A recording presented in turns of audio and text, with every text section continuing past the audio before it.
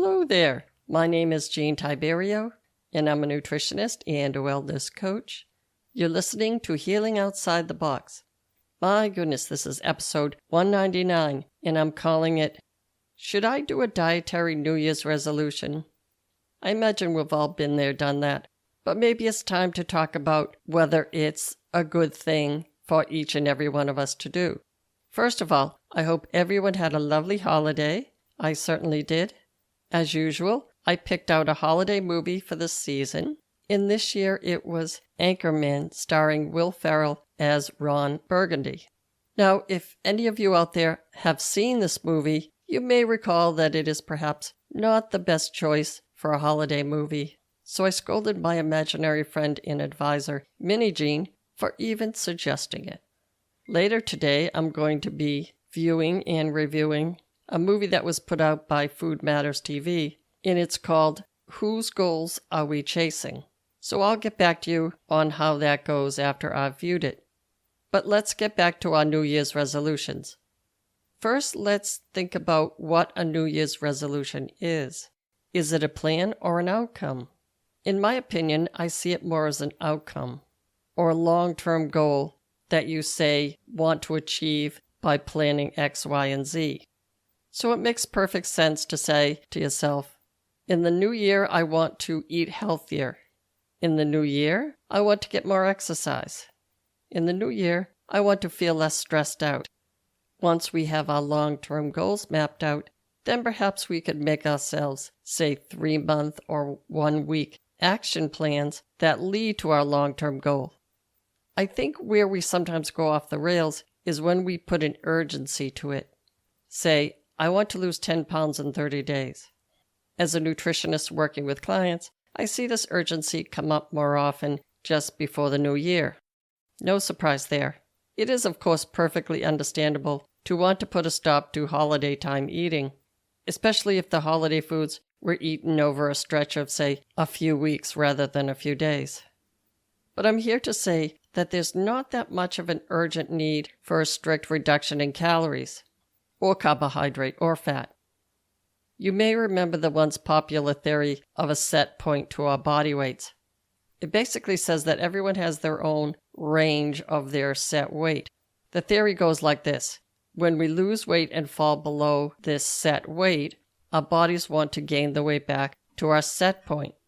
This is no longer accepted nutrition theory, but parts of this set point theory may still be true. For example, when we have a flu-like virus with a fever and GI symptoms. By the way, a fever alone will increase calories burned by 7% for each degree above your usual body temperature. So you're burning calories like crazy when you have a fever just because you have a fever. It takes a lot of work to get your body temperature up that high. And then when you have a flu, you usually have no appetite. Throw vomiting or diarrhea into the mix, and you will lose weight very quickly. People often say, "Oh, I was horribly sick, but at least I've lost weight." Then they gain that weight back and feel like it's a cruel joke played on them. Or worse, they feel that it is all their fault for being weak-willed. Our bodies are simply wanting to stay healthy and gain back the calories, protein, and nutrients it needs to get better. So there's some evidence to suggest that even though the set point theory is no longer established nutrition science, that whole thing about gaining the weight back seemingly on fewer calories may be true, at least in the short term.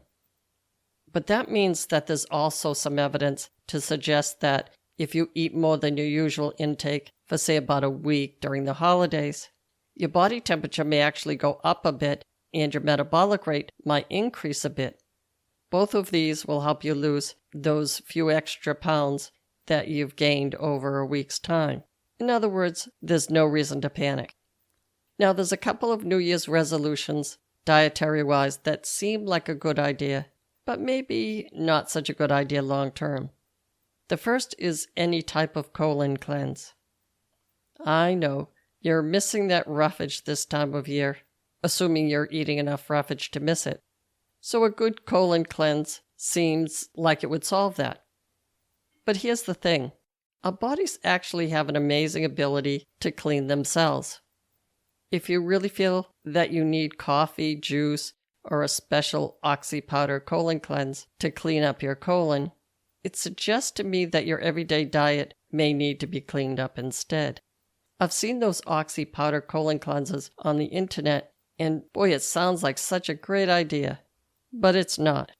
Leave the oxy powders for the carpet stains. Now, it is true that peristalsis, or the wave-like motion of your intestines, slows with age and can make you feel, for lack of a better word, blocked. For most of us, however, we can keep our food moving through our intestines with daily walking and healthy food. I know, big yawn and an eye roll, but it's true. Bowel-clearing laxatives or enemas can cause harmful dehydration or even bloody stool. Apple cider vinegar is not harmful, but it doesn't work to clean out your colon. Vinegar has no fiber whatsoever. It's great for your kitchen counters, though. If you simply drink apple juice, then you're simply drinking apple juice. That has no fiber either. I've reviewed the many colon cleanses that are being peddled online, and they fall into two categories. They work either as laxatives or they require a fast. Assuming that the goal is to lose weight and keep it off, both of these categories of colon cleanses will only give you temporary success. As soon as the diarrhea resolves, you will gain the weight back. And that is a good thing because most of that weight was fluid, and dehydration should never be on anyone's New Year's resolution list. A colon cleanse or juice cleanse falls into the category of a modified fast. As soon as you start eating solid food, the weight will come back. This is similar to a situation where we have that flu-like virus. We all think that the weight we have lost is great until we gain it back. And I know you're not going to like this, but that is our body doing a good thing for us. A much better New Year's resolution for your colon might be to eat 5 servings of fruits and vegetables per day. I know that sounds like a lot, but a healthy serving of, say, green beans might be 2 servings because I believe 1/2 to 2/3 cup is 1 serving. In other words, the serving sizes that Americans deal out for themselves are generally 2 servings of fruits and vegetables. For example, a large orange would be 2 servings. Orange juice is 0 servings. That doesn't count. In the eating of your 5 servings of fruits and vegetables a day is an action, which you can do in order to get to your goal of losing weight. In order to commit to your plan of eating 5 fruits and vegetables, one of your weekly goals could be to make a detailed weekly grocery list with your usual fruits and vegetables and have it automatically written down every week. It's kind of like a template. You have these fruits and vegetables, your usual groceries that you like to keep stocked in your fridge, and then you can add as you go along. Now, the second food-related New Year's resolution that sounds like a good idea but may not be is eliminating a food group, more specifically, eliminating all carbohydrates. Our bodies are designed to eat a variety of whole foods. When clients tell me that they plan to start the new year by eating no starch, I am compelled to tell them that this may backfire for a couple of reasons. I don't want to burst anyone's balloon, and everyone can certainly make their own choice about what they wish to eat, but eliminating all carbohydrates may not work long term. First of all, going on a strict diet implies that there will inevitably be a coming off of the diet. If we seriously deprive ourselves of calories, or more specifically carbohydrates, our bodies will think that we are fasting. When we start eating our usual foods again, our bodies will say, "Ooh, let's absorb this stuff so we can get healthy again." And although the set point theory has been debunked, we may gain the weight back on fewer calories. Like most animals, we eat habitually, and that's generally a good thing. If we snack on, say, peanut butter and crackers at 3 p.m., and we've been doing that for months, and then suddenly we stop, we will crave something at 3 p.m. In other words, drastic changes in our eating habits, like eliminating a food group, will result in cravings. especially if our diet is heavy on the carbs or junk food. And I think if you've been listening to me at all, you know what I'm about to say. Eliminating an entire food group may not be completely realistic long term. Part of the reason is that we're going to establish feelings of guilt around certain foods.